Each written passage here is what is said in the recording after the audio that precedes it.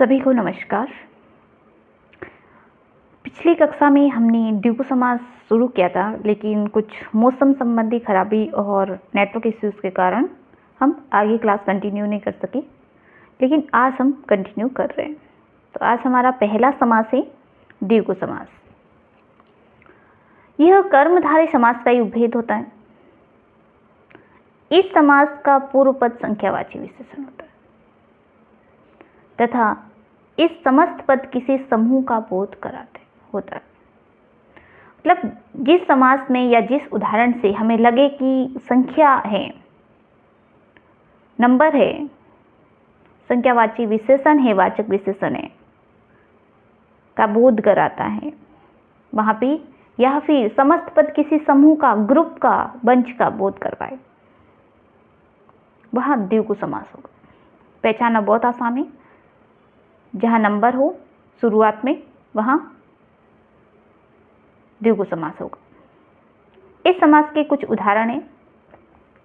नवग्रह, 9 ग्रहों का समूह। नव यानी 9, ग्रह यानी ग्रह यानी 9 ग्रहों का समूह। समूह यानी जैसे ही हमने पहले पढ़ा था परिभाषा में कि समस्त पद किसी समूह का बोध कराता है। दोपहर, 2 प्रहरों का समूह समाहार। त्रिलोक, 3 लोकों का समाहार। चौमासा, 4 मासों का समूह। नवरात्र, 9 रात्रियों का समूह। शताब्दी, 100 अब्दों या वर्षों का समूह। अठन्नी, 8 आनों का समूह। त्रंबकेश्वर, 3 लोकों का ईश्वर। मतलब जितने भी उदाहरण हमने पढ़े हैं, सभी में पहला पद या पूर्व पद संख्यावाची विशेषण है और समस्त पद हमें किसी न किसी समूह का बोध कराता हुआ नजर आ रहा है। तो जहां पे पहला पद संख्यावाची विशेषण हो और समस्त पद किसी समूह का बोध कराता है, वहां पे द्विगु समास होगा। इसके अन्य उदाहरण भी हम देखते हैं, जैसे चतुर्दिक, 4 दिशाओं का समाहार। त्रिफला, 3 फलों का समाहार। चतुर्युग, 4 युगों का समाहार। त्रिकोण, 3 कोणों का समूह। पंचपाल, 5 पालों का समाहार। इसी तरह से अन्य उदाहरण भी हैं, जैसे चतुर्भुज, त्रिभुवन, नवाग्रह, नवग्रह, शतांश, षड्रस, चतुष्पद, चवन्नी, दुवनी। ये सभी द्विगु समास के उदाहरण हैं, जिनसे हमें देखने से ही पता चल रहा है कि पहला पद संख्यावाचक विशेषण है। इसके कारण हम इसे द्विगु समास आसानी से समझ सकते हैं। अगला है हमारा द्वंद्व समास। द्वंद्व समास, द्वंद्व का ही शाब्दिक अर्थ है युग्म या जोड़ा। जोड़ा है या युग्म होता है।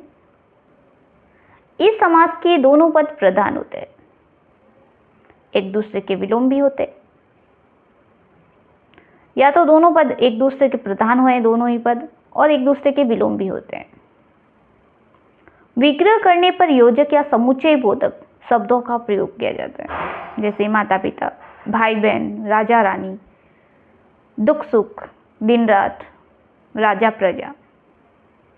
ये उदाहरण है। और का प्रयोग समान प्रकृति के पदों के मध्य किया जाता है। जब हम समास विग्रह करते हैं तो और शब्द लगता है इसमें, और शब्द समान प्रकृति वाले शब्दों के मध्य करेंगे। या का प्रयोग विपरीत प्रकृति के पदों के मध्य किया जाता है। अगर प्रकृति विपरीत है तो हम या का प्रयोग करेंगे, या फिर शब्दों की प्रकृति समान है, महत्व समान है, दोनों का बराबर है, तो और का प्रयोग करेंगे। उदाहरणों से हम समझेंगे। माता पिता, माता और पिता, माता पिता की प्रकृति समान होती है। गाय भैंस, गाय और भैंस, समान प्रकृति के कारण और लगा है। धर्माधर्म, धर्म या अधर्म, विपरीत प्रकृति के, धर्म और अधर्म दोनों समान नहीं है, अलग अलग प्रकृति के है शब्द। सुरा सुर, सुर या असुर, विपरीत प्रकृति के हैं। इसके कारण इसमें या लगा है। इसके अन्य उदाहरण हैं सीताराम, सीता और राम, पाप पुण्य, पाप या पुण्य, दिन रात, दिन या रात, राजा रंग, राजा या रंग, राधा कृष्ण, राधा और कृष्ण, पति पत्नी, पति और पत्नी, रुपया पैसा, रुपये और पैसा, घर द्वार, घर और द्वार, शीतोष्ण, शीत या उष्ण, दोनों की प्रकृति अलग अलग है। उष्ण की अलग होती है, शीत की अलग होती है। दिवा रात्रि, दिवस और रात्रि। इसी तरह से और अतिरिक्त इसके उदाहरण हैं, जैसे भात दाल, नाक कान, लेन देन, पीला नीला, लोटा डोरी, दही बड़ा आदि। और भी बहुत सारे उदाहरण हैं जिनके द्वारा हम आसानी से समझ सकते हैं। तो ये हो गया हमारा द्वंद्व समास, जिसमें समान प्रकृति के शब्द के मध्य और लगेंगे और विपरीत प्रकृति के शब्दों के पदों के मध्य या लगेगा, और दोनों ही पद प्रधान होते हैं, एक दूसरे के विलोम होते हैं। ऐसे शब्दों को हम द्वंद्व समास में समझ सकते हैं या पहचान सकते हैं। अगला हो गया हमारा बहुव्रीहि समास। ये समास के दोनों पद अप्रधान हो, कोई पद प्रधान नहीं होता है। हमने बहुत सारे समास पढ़े हैं जिसमें किसी में पहला पद प्रधान है, किसी में दूसरा पद प्रधान है, किसी में दोनों पद प्रधान थे। लेकिन बहुव्रीहि समास में दोनों पद अप्रधान होते हैं। लेकिन क्या होता है, समस्त पद के अतिरिक्त कोई सांकेतिक अर्थ प्रदान हो, वहां पे बहुव्रीहि समास होगा। अर्थात कोई तीसरा अर्थ निकले, तीसरा अर्थ, वही समास मतलब कौन सा होगा, बहुव्रीहि समास होगा। इसमें क्या होता है कि सामासिक अर्थ भिन्न होता है। जैसे उदाहरणों के माध्यम से हम समझते हैं।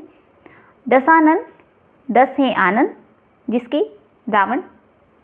दशानन, दशानन नाम सुनते ही हमें लगता है कि वो रावण के लिए उपयोग हुआ है। 10 मुख है, जिसकी रावण। नीलकंठ, नीला है कंठ, जिसका शिव। सुलोचना, सुंदर है लोचन, जिसके मेघनाथ की पत्नी।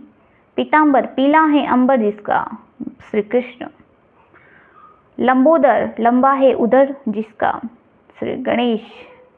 दुरात्मा, बुरी आत्मा वाला या बुरी है आत्मा जिसकी।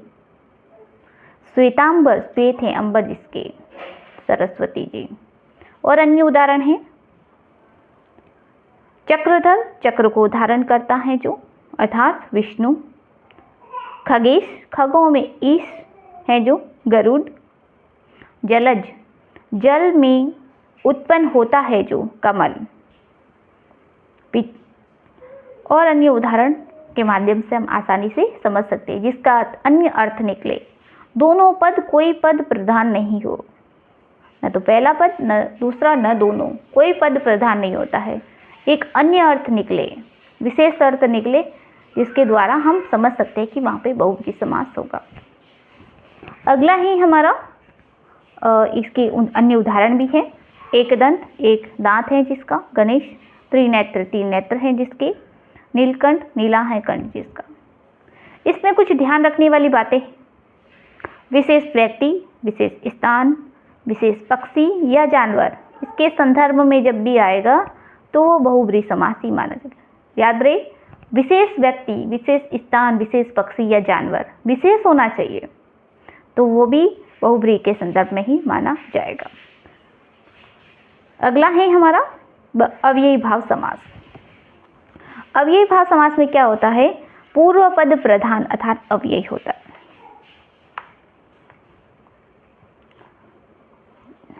इसमें क्या होता है, वह क्रिया विशेषण अव्यय हो, अव्ययी भाव हो।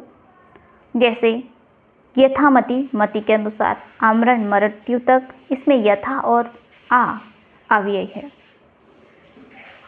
ठीक है, जहां एक ही शब्द की बार बार आवृत्ति हो, अव्ययी भाव समास होगा। इसमें अ या अन उपसर्ग भी जुड़े होते। प्रति शब्द, एक जैसे शब्द बार बार आते हैं। एक ही शब्द की बारंबारता होती है। प्रति, आ, यथा, इस तरह के शब्द आते हैं, इनको पहचानना बहुत आसान होता है। आजीवन, जीवन पर, इसमें आ हो गया। यथा सामर्थ्य, सामर्थ्य के अनुसार। यथा शक्ति, शक्ति के अनुसार। यथा विधि, विधि के अनुसार। यथा क्रम, क्रम के अनुसार। भर पेट, पेट भरकर। हर रोज, रोज रोज। हाथों हाथ, हाथ ही हाथ में। रातों रात, रात ही रात में। प्रतिदिन, प्रत्येक दिन। बेशक, शक के बिना। निडर, डर के बिना। निसंदेह, संदेह के बिना। प्रतिवर्ष, हर वर्ष। आमरण, मरण तक। खूबसूरत, अच्छी सूरत वाली। इस तरह से इन उदाहरणों के माध्यम से हम आसानी से समझ सकते हैं। इसकी कुछ विशेषताएं भी हैं, पहचान कर सकते हैं हम। जैसे उपसर्ग से बने पद, मैंने पहले ही बताया कि अ या अन उपसर्ग विशेष तौर पे जुड़े जाते हैं, लेकिन और अन्य उपसर्ग से बने पद भी अव्ययी भाव समास में ही आते हैं। जैसे आजीवन, आ प्लस जीवन, जीवन पर्यंत। निर्दोष, निर प्लस दोष, दोष रहित। प्रतिदिन, प्रति प्लस दिन, प्रत्येक दिन। बेघर, बेघर, बे प्लस घर, बिना घर के। लावारिस, ला प्लस वारिस, बिना वारिस के। यथाशक्ति, यथा प्लस शक्ति, शक्ति के अनुसार। जिसमें उपसर्ग से बने हुए पद आएंगे वो अव्ययी भाव समास में ही जाएंगे। ये एक तरह से पहचान कर सकते हैं। यदि एक ही जैसा शब्द बार बार आ रहा है, पुनरावृत्ति हो रही है, जैसे घर घर, घर के बाद घर, नगर नगर, नगर के बाद नगर, रोज रोज, हर रोज, इस तरह के शब्द भी जब बार बार आए या उदाहरण के तौर पे आपको देखने को मिले तो आप अव्ययी भाव समास का उदाहरण समझ सकते हैं। अगली एक पहचान है कि एक जैसे दो शब्दों के मध्य बिना संधि नियम के कोई मात्रा या व्यंजन आए। एक जैसे शब्द हैं लेकिन उनके मध्य बिना संधि नियम के कोई मात्रा या व्यंजन आ जाए, वहां पे अव्ययी भाव समास होगा। जैसे हाथों हाथ, हाथ ही हाथ में। दिनों दिन, दिन ही दिन में। बागों बाग, बाग ही बाग में। इस तरह के शब्द भी अव्ययी भाव समास में आएंगे। ठीक है, तो ये था हमारा अव्ययी भाव समास। हमने ये सभी समास तो पढ़ लिए हैं बहुत ही आसानी से। जैसे ही पहला शब्द हम थोड़ा एक बार वापस से रिवीजन कर लेते हैं। पहला समास था हमारा तत्पुरुष समास। तत्पुरुष समास में क्या था कि कारक चिन्ह आए थे। कर्ता और संबोधन को छोड़ के बाकी सभी कारक चिन्ह थे। कारक चिन्ह जहां पे भी आएंगे, कारक की विभक्ति आएगी, वहां पे तत्पुरुष समास होगा।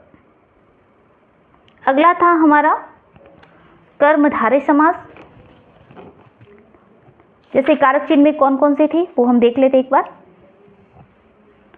कर्ता को छोड़ के और संबोधन को छोड़ के कर्म तत्पुरुष, कर्म की विभक्ति को, जहां पे को आएगा वह कर्म तत्पुरुष समास होगा। विभाजन करने पर, समास विग्रह करने पर करण तत्पुरुष आएगा।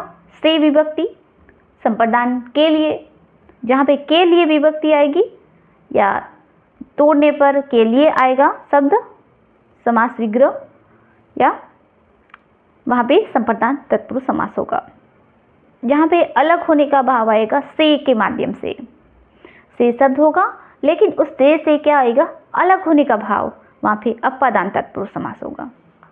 अगर का, के, की जैसे शब्द आएंगे, वर्ण आएंगे, तो वहां पे संबंध तत्पुरुष समास होगा। संबंध बताया जा रहा है, वहां पे संबंध तत्पुरुष समास होगा। जब मैं, पे, पर आएगा तो वहां पे अधिकरण तत्पुरुष समास होगा। इस तरह से ये तत्पुरुष समास हम समझ गए। कर्मधारय समास में क्या था कि उपमेय और उपमान,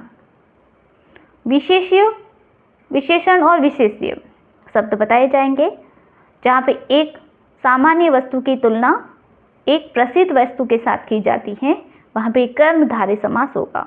सदस्य वाले शब्द आएंगे, विशेषतावाचक वाले शब्द आएंगे, वहां पे कर्मधारय समास होगा।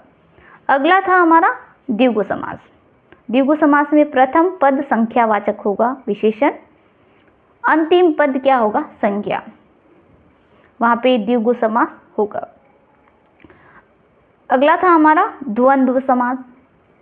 द्वंद्व समास में क्या था कि दोनों ही पद प्रधान थे, समान महत्व के थे, और अगर समान प्रकृति के शब्द हैं तो और आएगा योजक चिन्ह में जगह पे, और अगर समास शीघ्र करेंगे या आ गया है तो विपरीत प्रकृति वाले शब्द।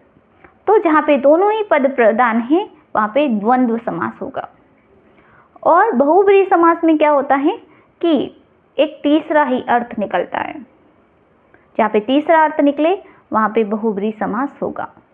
और जहाँ पे अव्ययी भाव समास में क्या था, अव्ययी होगा, पहला पद प्रधान होगा और अन उपसर्ग, अन्य उपसर्ग भी आएंगे, एक जैसे शब्द बार बार आएंगे, यथा प्रति ऐसे शब्दों से जुड़े हुए शब्द आएंगे, वहाँ पे अव्ययी भाव समास होगा।